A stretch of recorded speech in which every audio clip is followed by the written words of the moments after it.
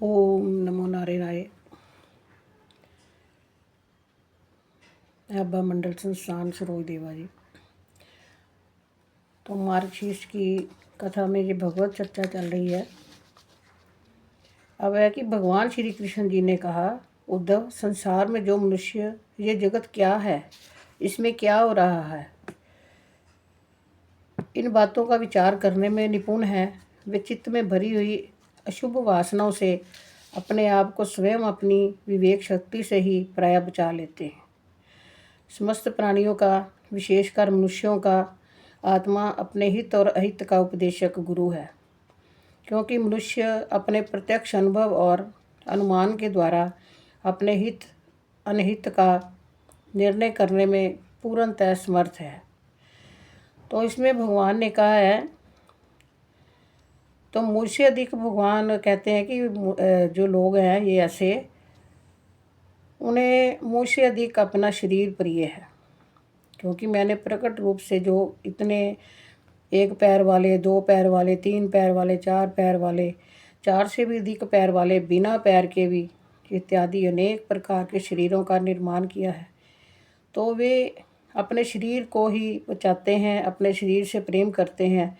इस मनुष्य शरीर में एकाग्र चित्त, तीक्ष्ण बुद्धि, पुरुष बुद्धि आदि ग्रहण किए जाने वाले हेतुओं से, जिनसे कि अनुमान भी होता है कि अनुमान से अहंकार आदि विषयों से भिन्न कुछ सर्व प्रवर्तक ईश्वर को साक्षात अनुभव करते हैं।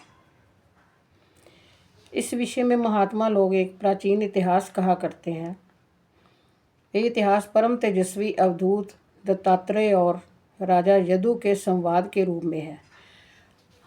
आज से हम ये शुरू कर रहे हैं। इसका प्रारंभ हो रहा है कि यदु और दत्तात्रेय जी के आपस में जो विचार, संवाद, बातचीत हो रही है,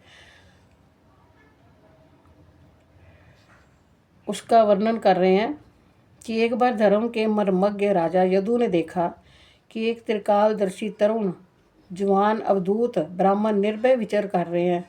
तब उन्होंने उनसे ये प्रश्न किया कि ब्राह्मण, आप कर्म तो करते नहीं, फिर आपको ये अत्यंत निपुण बुद्धि कहाँ से प्राप्त हुई?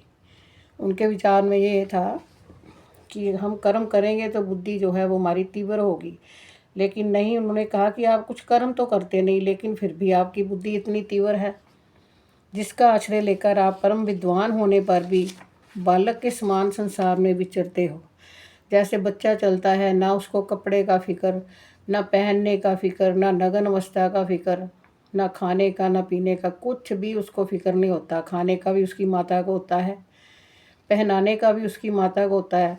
तो वो कहते हैं कि आप कर्म तो कुछ भी नहीं करते, लेकिन आप फिर भी विचरण कर रहे हो इतनी बुद्धि से, क्योंकि एक बच्चे की तरह आप घूम रहे हो, बच्चे की तरह आ जा रहे हो। तो ऐसा देखा जाता है कि मनुष्य आयु, यश अथवा सौंदर्य संपत्ति आदि की अभिलाषा लेकर ही धर्म, अर्थ, काम अथवा तत्व जिज्ञासा से प्रवृत्त होते हैं। मैं देख रहा हूँ कि आप कर्म करने में समर्थ, आपका भाग्य और सौंदर्य भी प्रशंसनीय है। आपकी वाणी से तो मानो अमृत टपक रहा है, फिर भी आप जड़, उन्मत्त तथा पिशाच के समान रहते हो। ना तो कुछ करते हो और ना चाहते ही हो। तो संसार के अधिकांश लोग कितनी दावा नल से जल रहे हैं, परंतु आपको देखकर ऐसा मालूम होता है कि आप मुक्त हैं।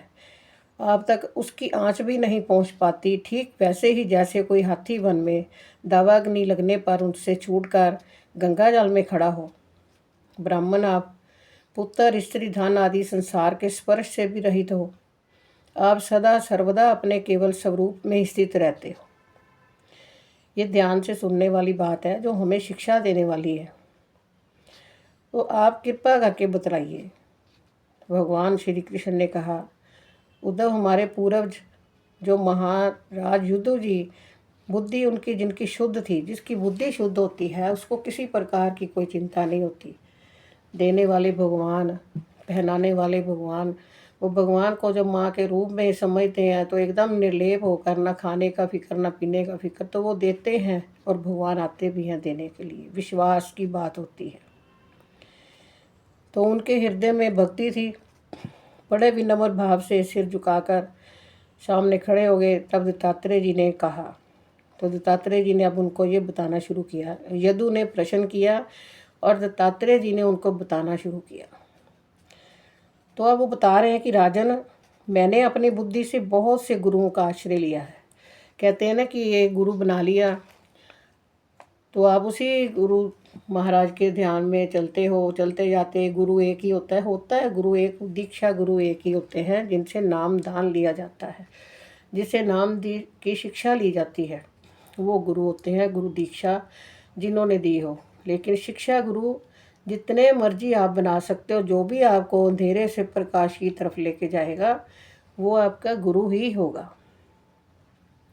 जिस चीज़ का आपको ज्ञान नहीं होगा, आप ज्ञान से बैठे हैं तो आपको कुछ किसी भी चीज़ का, उसने किसी बात का भी ज्ञान दे दिया, आपको प्रकाश हो गया उस चीज़ के प्रति, तो आप वो भी गुरु है। तो उन्होंने कहा कि मैंने बहुत से गुरुओं का आश्रय लिया जिनसे उनका मन शांत हो गया। उनसे शिक्षा ग्रहण करके मैं इस जगत में मुक्त भाव से स्वच्छंद विचरता हूँ।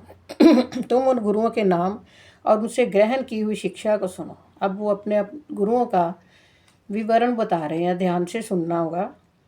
कहते कि मेरे गुरुओं के नाम है पृथ्वी, वायु, आकाश, जल, अग्नि, चंद्रमा, सूर्य, कबूतर, अजगर, समुद्र, पतंग, भौरा या मधुमक्खी, हाथी, शहद निकालने वाला, हिरन, मछली, पिंगला, वेश्या, कुरूर पक्षी, बालक, कुंवारी कन्या, बाण बनाने वाला, सर्प, मकड़ी और भृंगी कीट। राजन, मैंने इन 24 गुरुओं का आश्रय लिया है। तो दत्तात्रेय जी ने कितने गुरु धारण किए थे? 24 गुरु। अब 24 गुरुओं का जो वर्णन होगा, उन्होंने बताया कि अंधेरे से जो प्रकाश की तरफ ले जाए वही गुरु है। तब इनसे उन्होंने क्या क्या शिक्षा ग्रहण की और कैसे उनका मन शांत हुआ, ये अब इसका विवरण आएगा आगे। इन्हीं के आचरण से इस लोक में अपने लिए शिक्षा ग्रहण की है। वीरवर जयाति नंदन, मैंने जिस प्रकार जो कुछ सीखा है वह सब ज्यों का त्यों मैं तुमसे कहता हूँ, सुनो। अब वो पहले पृथ्वी का बताएंगे कि पृथ्वी से मैंने क्या सीखा है। धैर्य, क्षमा, क्योंकि लोग पृथ्वी पर कितना आघात और क्या क्या उत्पात नहीं करते, परंतु वह ना तो किसी से बदला लेती है और ना रोती चिल्लाती है। संसार के सभी प्राणी अपने अपने प्रारब्ध के अनुसार चेष्टा कर रहे हैं। वे समय समय पर भिन्न भिन्न प्रकार से जान या अनजाने में आक्रमण कर बैठते हैं।